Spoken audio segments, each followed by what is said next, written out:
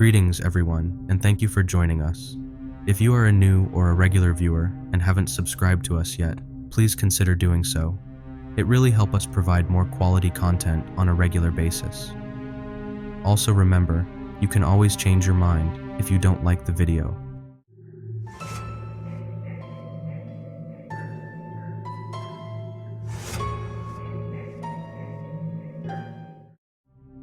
I've always been open-minded about strange things and other stuff that most people don't believe in, but I'm still skeptical. I've spent most of my life in the woods, hunting for animals, fishing in rivers, and climbing mountains that are far from cities and towns. I love being out there in nature, exploring deep into the wilderness. During all those years, I've seen some strange stuff that I can't understand. I've gone camping and hiking alone many times. It felt great to pack up what I need and head far into the wild, where animals weren't scared of me because they didn't know humans well. It used to feel incredible being the only one in the wild, but now it's different. Despite the beauty around me, I've started feeling anxious and afraid. There's a sense of danger lurking beneath the surface. What once felt peaceful and healing has turned into a source of confusion and worry for me. It used to feel incredible being the only one in the wild, but now it's different. Despite the beauty around me, I've started feeling anxious and afraid. I saw something that changed everything for me. It made me see the world differently. I first heard about a creature called the rake from a friend who lived in the area for a long time. He said he saw it near his home many times. I remember him asking if I'd ever seen anything weird in the big woods across from his house. At that time, I hadn't. But even before he mentioned it, I always felt something strange about those woods. I couldn't explain it, but there was a heavy, dark feeling there that made me want to stay away. For months, there were just weird noises at night and the sound of big cats disappearing into the dark. Then, one day, everything changed. It was midnight, right after a heavy rainstorm. Me and a coworker had just finished work and were on our way to the house of the friend who had warned me about this creature in the first place. We were driving down a long, straight road that ends with very few houses on one side and woods on the other. My coworker suddenly slams on the brakes and starts panicking, saying he saw the creature kneeling on the side of the road. Without thinking, I jump out of the car and hear something running and crashing through the woods alongside the road. Luckily, when the car suddenly stopped, the high beams pointed into the woods. That's when I saw it, and everything changed. It was a 6-foot-tall creature with pale grayish-white skin and long arms. It sprinted through the illuminated section of woods, giving me about 15 seconds to really see it. That moment stuck in my mind and completely shook up my beliefs and reality. It ran like a person, but way faster, effortlessly jumping over anything in its path. When it reached the edge of the light from the headlights, it acted like it was going deeper into the woods, but instead, it sneaked back toward the road where I couldn't see it anymore. I stood in the middle of the road, shocked and trying to understand what just happened. The creature crawled out of the woods, crossed the road on all fours about 60 yards away from me, and then vanished into the woods on the other side. Since then, I've been haunted by that creature. Thinking about the creature makes me feel mixed up, upset, and intrigued, and I can't shake the image from my mind. It left me feeling weird when I lived there, messing with my head while I was awake and in my dreams. Now, I never go into the wilderness alone. I can't enjoy being alone without feeling nervous, and I don't feel free anymore. And there are others like it that we can't explain. It's important for people to know this, so they can enjoy nature, but also stay safe.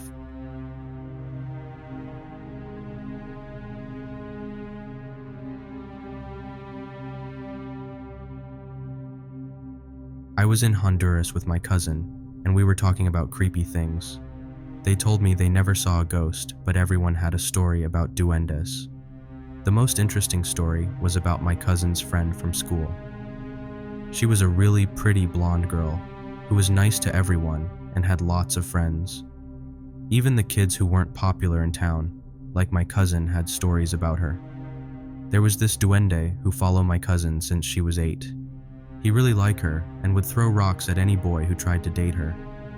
As she got older, it became a bother because her potential boyfriends would get scared away by this little elf throwing rocks. My cousin advised her to tell the elf to leave her alone. She said, "Any guy scared of an elf isn't good enough for me." Anyway, when she was 30, she still hadn't had a boyfriend. Finally, she met someone brave enough to ignore the elf's tricks.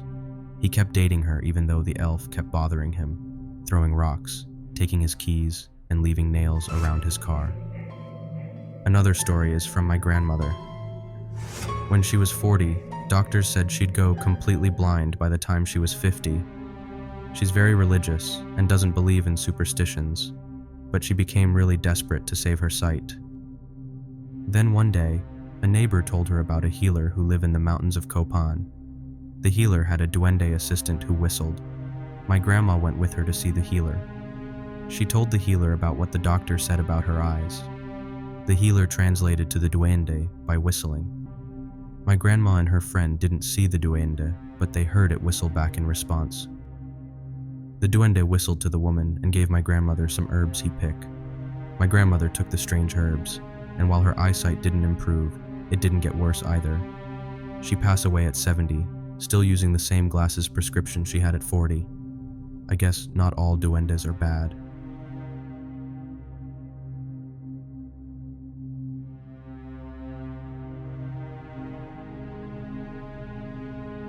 It all began when I was in middle school. I was young and not very smart, and I really liked creepy stuff. I grew up in a religious family, and I still believe in God. It was the weekend, and we were bored sitting at home, so thought it would be fun to try a Ouija board. At first, nothing happened, but then the board started to move. It moved slowly, but I thought my friend was joking. Later on, I start having strange nightmares. I'd wake up at 3 a.m. or couldn't sleep at all. I felt like a zombie all day. Once when I was home alone on FaceTime, I heard my mom call my name. I shout back but didn't hear anything. Then my friend reminded me that I was home alone. Then I checked the whole house, but no one was there. I told my friend about the voice, but we couldn't explain it. I kept hearing voices and knocks, and still couldn't sleep. Once, while I was doing homework in my room, someone pulled my hair so hard that my head was yanked down. So I ran to my dad and told him what happened, but he didn't really believe me.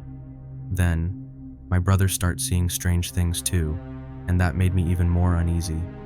We were in my room together, and when I came out of the bathroom, his face was pale. He said he saw a little girl run past my bedroom door.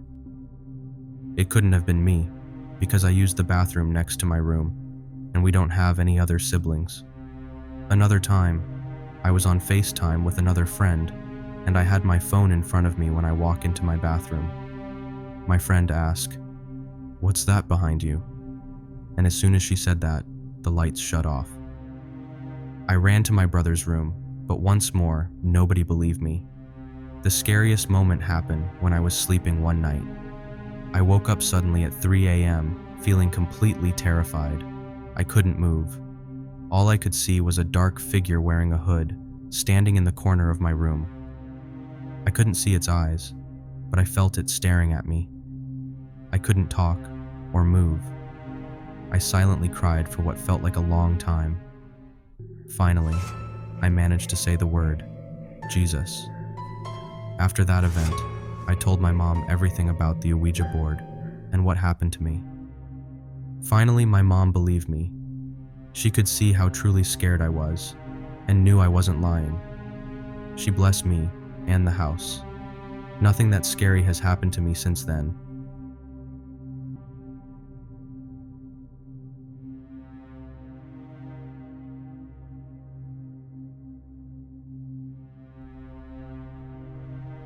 I like to collect Ouija boards. Some people might think that's strange, as most folks collect things like stamps, coins, records, or posters. But I'm into something different. I've been interested in ghost and creepy stuff since I was young.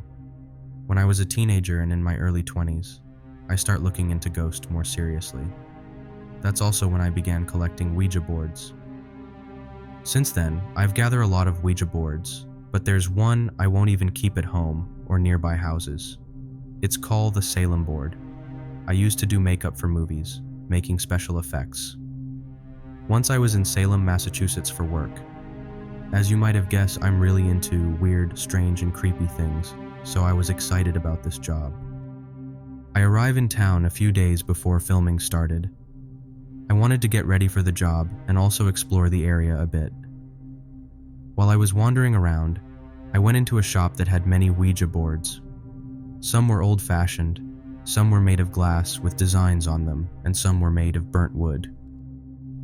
At the back of the shop, there was a glass case with a lock on it. I noticed it right away. On the top shelf, there was a board that looked like a slice of a tree trunk. It had the usual letters and numbers like a Ouija board, but they seemed to be carved by hand into the wood. Plus, it was covered with strange symbols called runes. I walk up to the person behind the counter and ask how much the board was. "It's not for sale," he said quietly. "Why not?" I ask. He looked at the display case and then back at me. "That board is made from a tree where they hang witches during the Salem witch trials." That was a big claim, but I really want that board. It would be awesome in my collection, and people would love talking about it. "Are you really not selling it?" I ask again.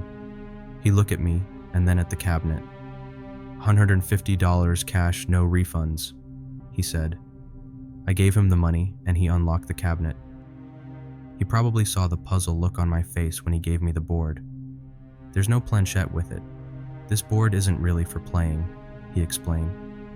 I didn't know what to say, so I just thanked him and left the shop. Skip ahead a few months. I'm back home in Seattle.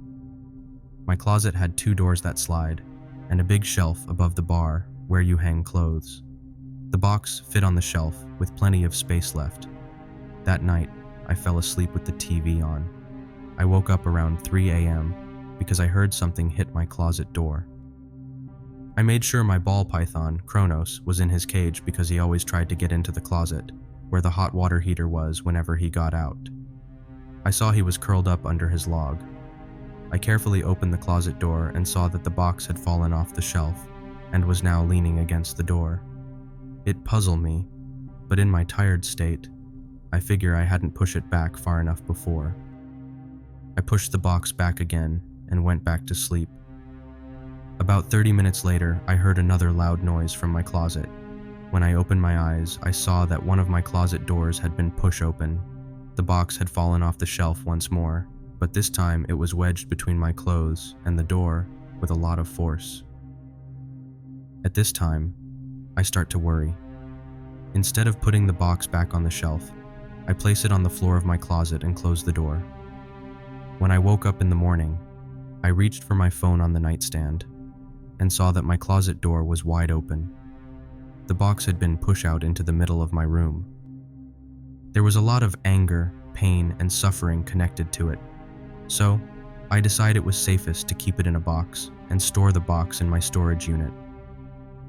After a few years, my mom kept asking me to clean out some stuff from the unit because she needed space for her things.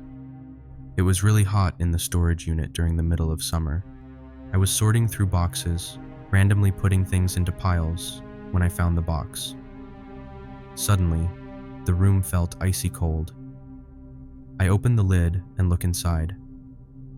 The Salem board was on top of a bunch of other Ouija boards I had collected over the years. They were all broken in half, every single one of them, except the Salem board.